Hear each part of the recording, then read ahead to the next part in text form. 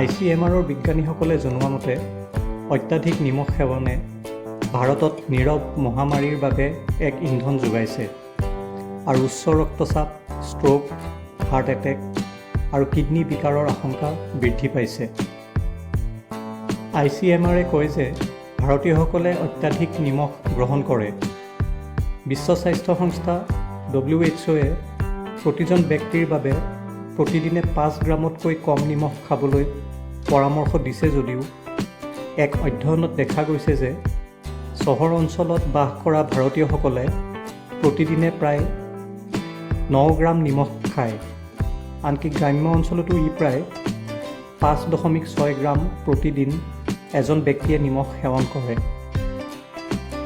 ICMRৰ বিজ্ঞানীসকলৰ মতে ভাৰতীয়সকলে বিশ্ব স্বাস্থ্য সংস্থাই পৰামৰ্শ দিয়া পৰিমাণতকৈ বেছি নিমখ সেৱন কৰে, যাৰ ফলত হাই ব্লাড প্ৰেছাৰ, ষ্ট্ৰোক আৰু কিডনী বেমাৰৰ দৰে স্বাস্থ্যজনিত গুৰুতৰ বিপদ আহে।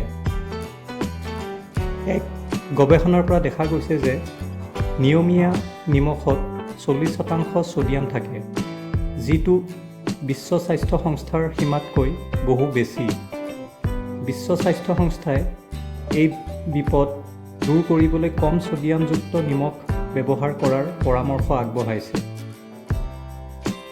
ICMRৰ বিজ্ঞানীসকলে কয় যে ভাৰতীয় খাদ্যত নিমখৰ প্ৰধান উৎস লুকাই থাকে, যিটো চকুত নপৰে, আৰু লুকাই থকা নিমখে প্ৰকৃত বিপদত ইন্ধন যোগাইছে।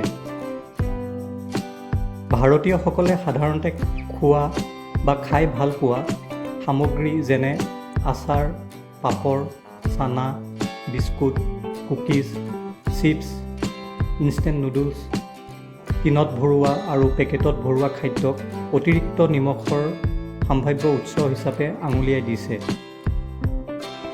গৱেষণাৰ পৰা দেখা গৈছে যে ছডিয়ামৰ অতিৰিক্ত মাত্ৰা বিপদজনক, কিয়নো বিশ্বজুৰি প্ৰতি বছৰে আনুমানিক 18 লাখ লোকৰ মৃত্যু অত্যাধিক ছডিয়াম সেৱনৰ সৈতে জড়িত।